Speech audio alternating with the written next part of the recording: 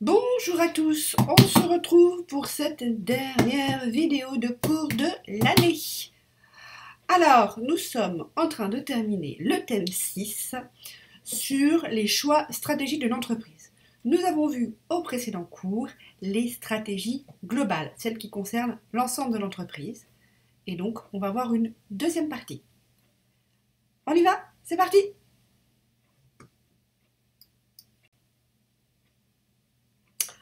Alors, la deuxième partie concerne les stratégies de domaine. On va s'intéresser à cette idée que, en fait, lorsqu'une entreprise, dans sa stratégie globale, a choisi une diversification, eh bien, elle va avoir dans sa structure, elle va déjà avoir une certaine taille, et dans sa structure, elle va avoir plusieurs domaines d'activité stratégique. D'accord? Les fameux DAS qu'on a déjà définis dans le diagnostic. Rappelez-vous, lorsqu'on était en diagnostic interne, il y avait un travail et une analyse qui permettait de déterminer quels sont dans une entreprise les domaines d'activité stratégique qu'on abrège en DAS. Donc on va, dans cette dernière partie de cours, regarder quelles sont les différentes stratégies qui peuvent s'adapter à chaque DAS.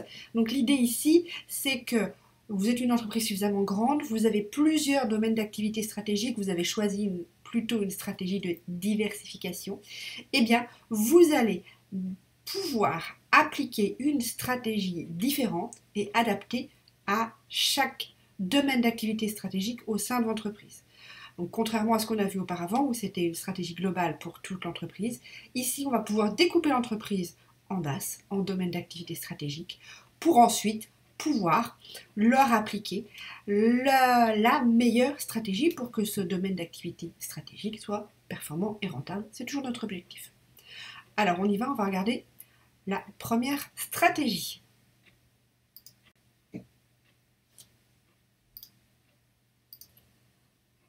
Alors, cette première stratégie s'appelle la stratégie de domination par les coûts. Le principe, c'est de réussir dans un domaine d'activité stratégique par une maîtrise parfaite de ses coûts et surtout, en fait, avoir les coûts les plus bas pour la meilleure rentabilité. Cette position de stratégie de domination par les coûts va permettre à l'entreprise, sur ce domaine d'activité stratégique, soit d'offrir des produits à un prix défiant toute concurrence, qui va faire qu'ils vont gagner des parts de marché et ils vont être nettement moins chers que les autres, soit ils vont avoir des coûts suffisamment compressés pour avoir dans ce domaine d'activité stratégique des marges et une rentabilité meilleure. Comment est-ce que l'on va pouvoir réaliser cette stratégie de domination par les coûts? On va avoir plusieurs éléments. Premier élément, on va pouvoir optimiser les coûts. On va les rationaliser de façon extrêmement pointue, fine, chaque coût, chaque geste, et il n'y a pas de petites économies qui ne comptent pas. D'accord? On va aller vraiment faire une analyse extrêmement pointue de son organisation et on va rationaliser et réduire les processus de production au strict minimum. D'accord? On va également faire en sorte que l'on puisse réaliser des économies d'échelle. Vous savez, ce principe qui fait que lorsque l'on augmente sa quantité produite, eh bien, le coût du produit unitaire va diminuer puisque on va répartir les investissements sur un plus grand nombre de produits. Donc on va pouvoir, donc, grâce à cette rationalisation et cette optimisation des coûts, compresser complètement les coûts pour avoir toujours cette idée, soit d'offrir un prix très bas et plus bas que les concurrents, soit d'avoir de meilleures marges. Pour pouvoir faire cette optimisation des coûts, on peut aussi passer par une taille critique, avoir un volume de production suffisant, je vous en parlais, ça va également nous permettre d'avoir des économies d'échelle.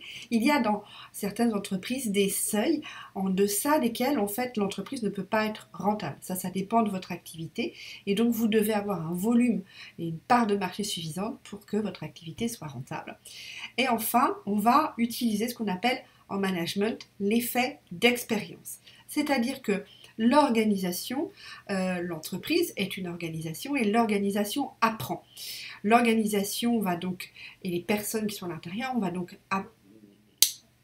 apprendre au fur et à mesure que l'entreprise va gagner en expérience et en ancienneté, et on va mettre en place une démarche d'amélioration continue des process. On cherche toujours à se remettre en question, on remet sur la table les processus de manière régulière, tout le contraire de ce que vous pouvez entendre parfois, on a toujours fait comme ça, on continue à faire comme ça. Eh bien, l'effet d'expérience, c'est tout le contraire. J'ai appris que comme ça fonctionnait. D'accord, mais là, je vais tester pour que ça fonctionne mieux. Ah, là, je vois que quelque chose ne fonctionne pas, eh bien, je vais essayer de changer pour améliorer en continu l'efficacité opérationnelle au sein de mon organisation et à tous les niveaux, que ce soit dans les niveaux intermédiaires, les niveaux supérieurs, mais aussi bien dans les niveaux ouvriers. Donc là, on voit par exemple un bras automatisé qui vient optimiser un travail en usine. Alors, les avantages et les risques de la domination par les coûts. Pour vous illustrer la stratégie de domination par les coûts, j'ai envie de parler aujourd'hui d'une entreprise qui est Stellantis. Donc Stellantis, groupe de production automobile qui regroupe la marque Peugeot, la marque Citroën, mais aussi des accords avec Fiat et Opel. Donc cette entreprise a choisi une stratégie de domination par les coûts en externalisant, en faisant appel à des sous-traitants, en les pressurant pour qu'ils proposent les coûts les plus bas possible, en ayant également une taille critique, en devenant non plus le groupe Peugeot, mais puis Peugeot Citroën et enfin Stellantis, en obtenant cette taille critique qui permettait d'avoir du pouvoir de négociation sur les fournisseurs, d'avoir du pouvoir pour faire de la recherche-développement, par exemple, sur des nouveaux véhicules, des nouveaux moteurs et des nouvelles technologies. On le sait, on est en train de vivre une évolution technologique majeure dans le secteur automobile avec la fin des véhicules thermiques qui vont passer à des véhicules hybrides, électriques, à pile à combustion. Tout ça, c'est encore pas bien en place, mais on sent bien qu'on vit un virage technologique et écologique majeur dans ce secteur. Donc Stellantis a choisi cette stratégie et aujourd'hui pensait, grâce à cette stratégie, avoir une protection contre les concurrents. D'ailleurs, Peugeot et Citroën ont connu de grands succès commerciaux ces dernières années. Entrer dans le monde automobile, pour créer des moteurs et créer une voiture, il y a des barrières à l'entrée qui sont élevées. C'est pas quelque chose qui se fait comme d'ouvrir une petite boutique au coin de la rue. Ils avaient, je l'ai déjà évoqué, un pouvoir de négociation très fort vis-à-vis de leurs fournisseurs et ils pensaient pouvoir résister aux crises économiques. Et malheureusement, pour Stellantis et pour leur personnel, il se trouve qu'ils vivent une crise en fait destructrice. D'abord, il y a un premier risque que n'a pas vécu Stellantis, mais ça va peut-être arriver, une guerre des prix. C'est-à-dire lorsque vous êtes en train de toujours vouloir proposer des produits le moins cher possible, les concurrents vont peut-être essayer de faire pareil, et c'est une spirale infernale où votre marge s'effondre au fur et à mesure, puisque à force de toujours compresser les coûts, il y a un moment, il y a un seuil, vous ne pouvez pas aller en dessous, vous allez finir par rogner votre marge. Les clients veulent toujours des prix plus bas, mais ce ne sont pas des prix qui vous permettent de vivre. Donc vous voyez, la guerre des prix, c'est extrêmement destructeur. La guerre des prix, on la trouve plutôt au travers des distributeurs de produits alimentaires, Carrefour, Auchan, Leclerc, où là, c'est extrêmement agressif sur la guerre des prix. Là, le risque de Stellantis qu'ils sont en train de voir, c'est qu'ils ont un problème avec l'un de leurs moteurs, un moteur phare qui a équipé un grand nombre de véhicules. Et aujourd'hui, c'est avéré qu'il y a un problème technique sur ce moteur. Et il y a des millions de véhicules qui se retrouvent immobilisés, les propriétaires avec des gros frais, voire un moteur qui casse complètement, alors que le véhicule est extrêmement récent et ne devrait absolument pas être dans cet état-là. Donc il y a des procès en cours, il y a une perte de qualité, puisque lorsque vous choisissez une stratégie, je reprends, lorsque vous choisissez une stratégie de domination par les coûts, vous allez pressurer vos fournisseurs pour avoir les prix les plus bas. Et bien à un moment, à un prix très bas, correspond une qualité basse.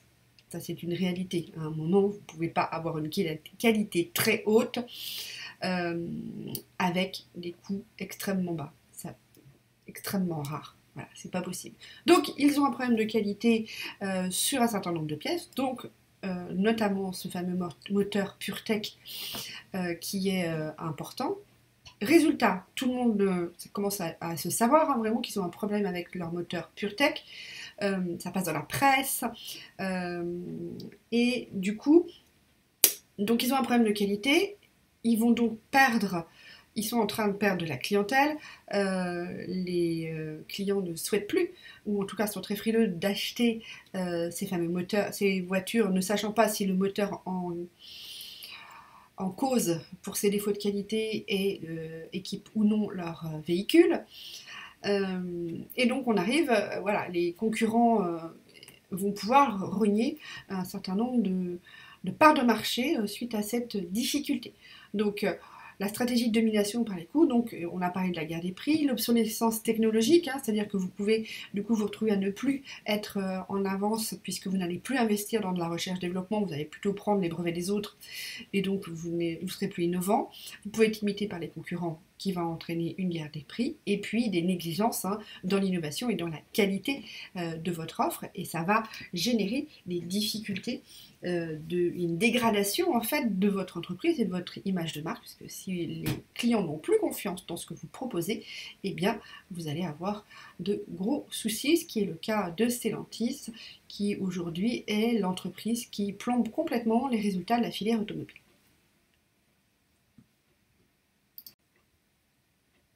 Alors, on va parler maintenant de la deuxième grande catégorie de stratégie de domaine.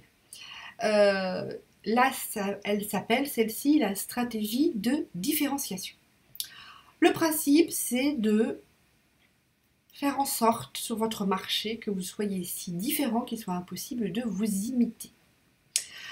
Donc, l'idée est d'offrir un produit qui va être perçu comme unique et du coup de pouvoir fixer un prix plutôt premium auprès de votre cible de clientèle.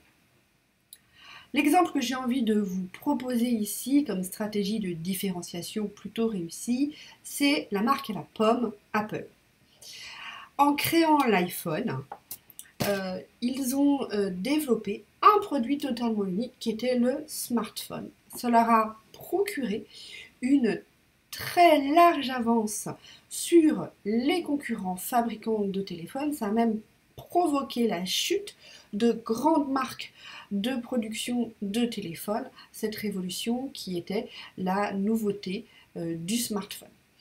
Donc, il faut, pour pouvoir faire une stratégie de différenciation, déjà vraiment investir dans la recherche et développement pour que votre produit soit vraiment unique et valorisant. Il va falloir donc développer des standards de qualité élevés et offrir une expérience client premium d'un bout à l'autre de l'expérience client, c'est-à-dire du tout premier contact vers la marque jusqu'à l'achat et jusqu'à la fin de vie du produit. D'accord ? Donc il faut offrir un service et une expérience d'achat, une expérience en boutique, une expérience en ligne qui soit vraiment de très haute qualité et qui valorise le client et qui justifie ce prix premium et le fait que vous soyez à part. Et évidemment, vous allez construire avec un marketing et des grandes opérations de communication une image de marque très forte.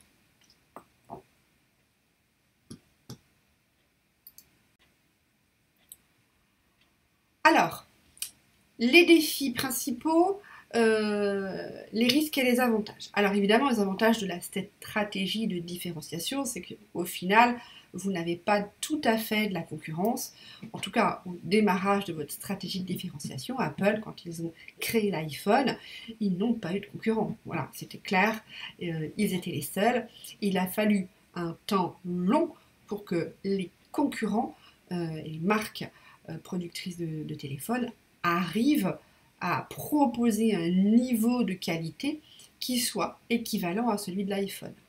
Donc vous avez un temps d'avance lorsque vous choisissez et réussissez cette stratégie sur la concurrence qui va devoir mettre les bouchées doubles en recherche et développement pour pouvoir vous suivre. Vous avez une fidélité client qui est très forte puisque se crée assez facilement avec ce genre de marque un attachement à la marque.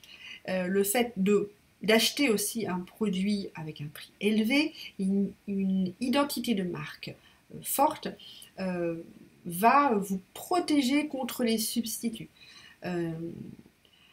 et contre les imitations qui vont automatiquement arriver à un moment ou à un autre pour croquer votre part de marché. Le risque, c'est que vous ne touchiez pas suffisamment de personnes parce que vous proposez un prix premium et donc ça ne va pas toucher l'intégralité de la population cible, d'accord, que la perception de valeur diminue au fil du temps et que vous soyez vraiment imité de façon forte. Et puis le dernier risque, c'est que vous ne soyez pas suffisamment proche de vos clients pour voir évoluer leurs préférences. L'idée dans une stratégie de différenciation, c'est de toujours avoir un temps d'avance et de toujours être bien auprès des attentes des clients. Et aujourd'hui, les attentes des clients évoluent beaucoup et très vite. Donc il y a vraiment un travail de veille et d'écoute clientèle à faire de façon importante.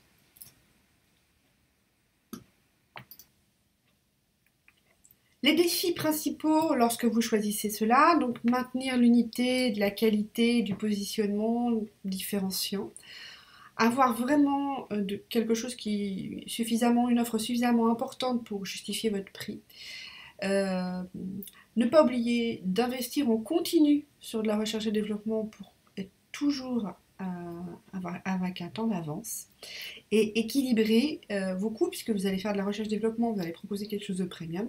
Il faut équilibrer les coûts, tout ça, ça va vous coûter cher et le coût que vous proposez, le prix que vous proposez au client pour avoir quand même suffisamment de marge.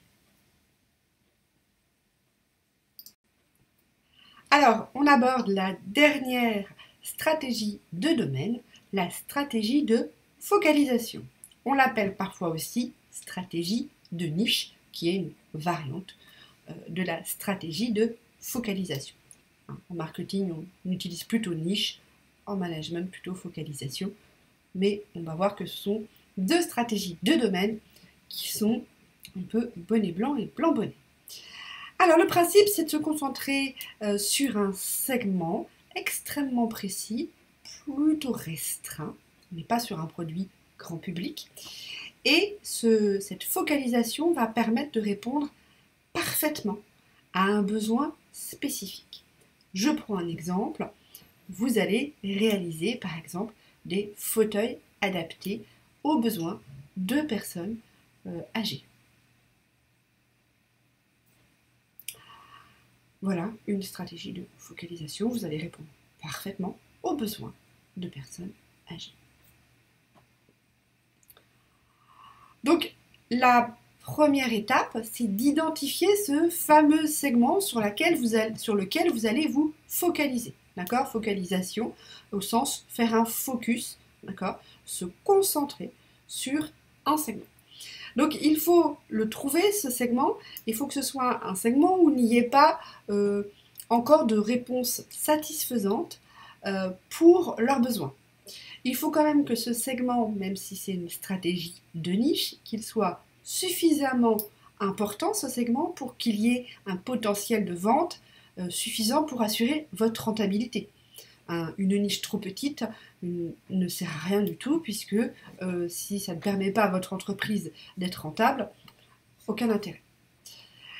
Et donc vous allez développer une offre sur mesure pour ce segment et vous allez répondre de façon extrêmement précise aux attentes de ce segment. Donc là, il y a un travail extrêmement important en termes d'analyse de marché à faire pour connaître vraiment les attentes du segment et pourquoi ils ne sont pas satisfaits et pour pouvoir vous positionner comme étant ceux qui vont satisfaire cette demande précise là.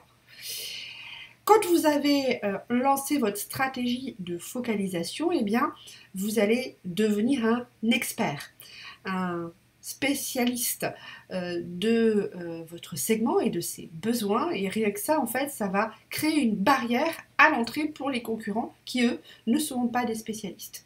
Et donc, il faut cultiver dans votre communication et dans votre travail d'image de marque cette image et c'est ce positionnement de spécialiste, d'expert, et donc qui ne sera pas imité.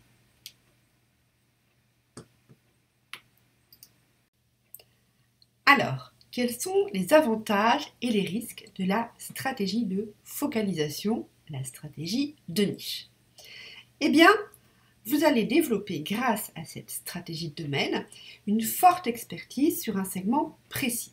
Vous allez devenir un spécialiste, en fait, de votre segment et de ses besoins. Vous allez peut-être même devenir, et c'est l'objectif, le seul capable de répondre entièrement à ses besoins de manière précise. Puisque vous êtes le seul à pouvoir, de manière experte, répondre aux besoins de votre segment de clientèle, eh bien, vos clients ils vont être fidèles de façon tout à fait naturelle, sans avoir besoin de grosses stratégies de rétention de clientèle.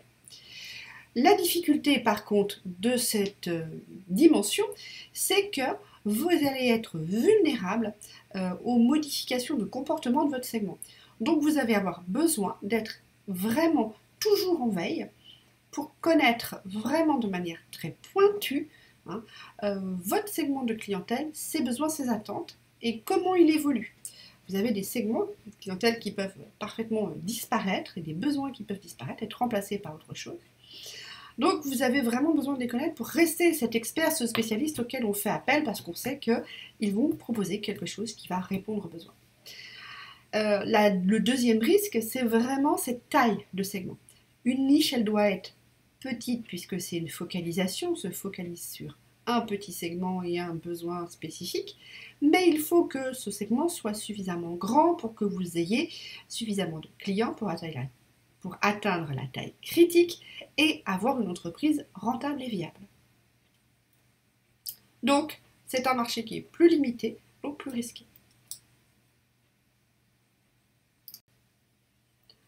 Voilà, je vous ai mis un petit point qui est la fin de ce cours avec une petite synthèse, mais vous avez également, pour encore mieux comprendre ces stratégies de domaine, le polycopier qui vous est distribué en cours et comme d'habitude les activités pour mettre tout ça en pratique. Merci pour votre écoute.